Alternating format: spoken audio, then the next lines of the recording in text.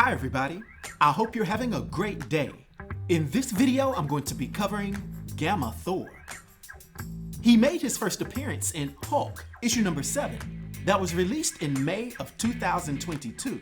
His real name is Thor Odinson, although I've also referred to him as Thulk 2.0 or Hulk Thor.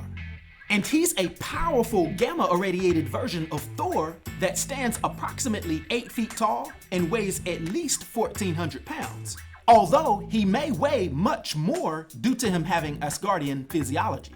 Seeing as how these stats actually apply to Hulk Bruce Banner, but Hulk Thor is approximately the exact same size, with this Gamma Thor also having yellow eyes and long blonde hair. Now, I hope what I'm about to say isn't too controversial, but I believe this version of Gamma Thor versus Hulk actually addresses a long-standing question in the Marvel Universe, which is who is actually more powerful, Thor or Hulk? During this storyline, Uatu the Watcher actually addresses this. Not to mention the powerful Stormbreaker-wielding alien named Beta Ray Bill addressing it also.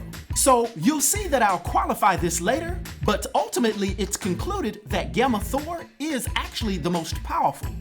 And it's made pretty clear, although things can change with different writers as we know. That being said, this Gamma Thor is now arguably one of the strongest individuals in the Marvel Universe. Laughably, as if Thor wasn't already anyway.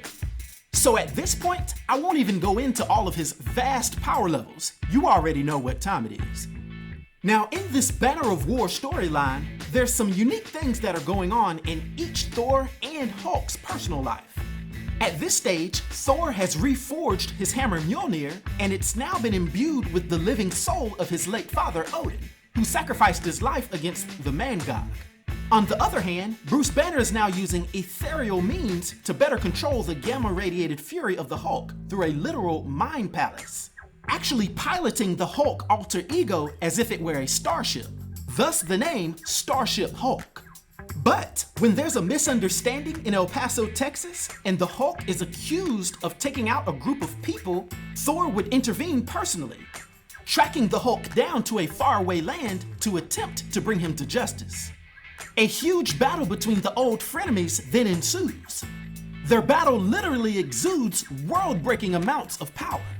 And although the Hulk and Thor were both getting in some good licks, their fight would be interrupted by Tony Stark, who thought he would come in and give Thor a big helping hand.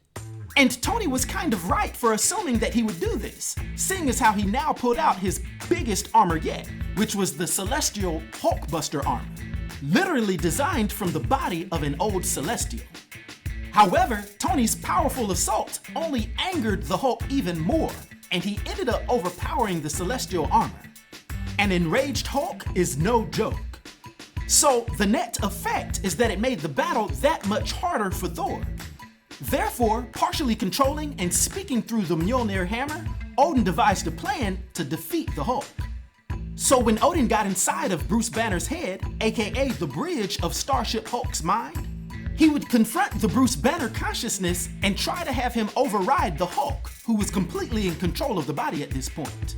Unfortunately though, in the actual physical world, at this point, the hammer Mjolnir was holding down the Hulk, and this led to the Green Goliath exuding power levels that were completely off the charts, blasting out literal gamma lasers from his eyes that not only hit a nearby Tony Stark inside of what was left of the Celestial Hulkbuster armor, but it also was bleeding into the surrounding ground. He was basically getting ready to overload, and despite warnings from Tony and Odin, Thor would fly in to try to retrieve his hammer.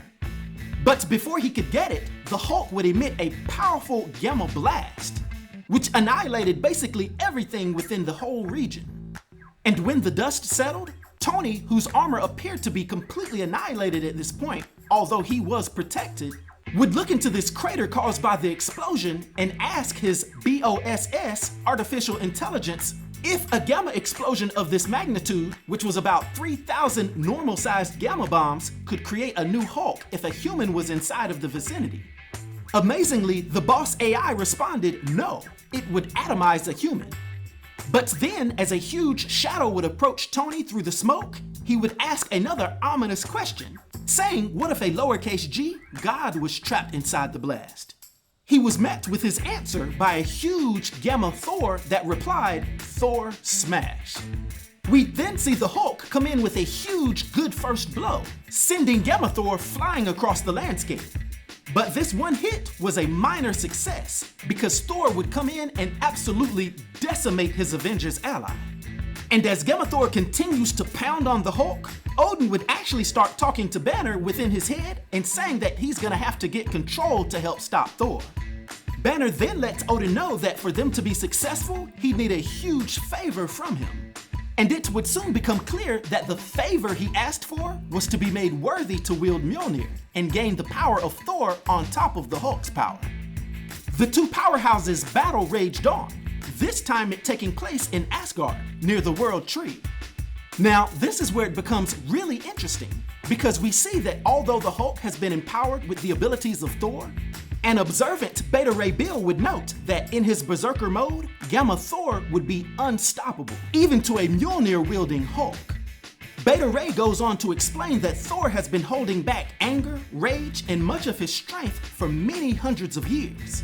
This was reinforced even more when Odin sent him to Earth to learn humility and a sense of altruism, which quelled quite a bit of his godlike ferocity and power.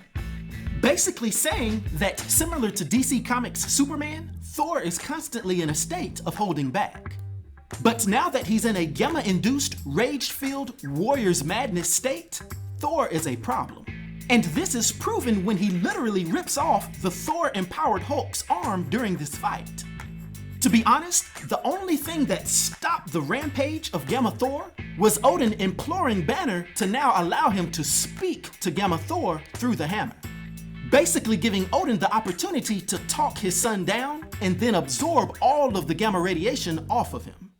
However, the Gamma Thor's rampage would have long-lasting effects on Odin's son, with a now calm Thor brooding over the destruction he caused, such as wiping out the Rainbow Bridge. But just like a good dad, we'd see Odin then mentoring his son through this depression, supporting him by saying that it was just the gamma radiation acting on him, and that it was just a dark light from the underplace. Nasty stuff. Now, for his powers and abilities, and his brief but significant influence on the Marvel Universe, for my 1 to 10 rating, I will give Gamma Thor a rating of 10, which is a legendary rating. I hope everyone enjoyed this video. I'll talk to you next time. Be sure to like, subscribe, and join the new Sage.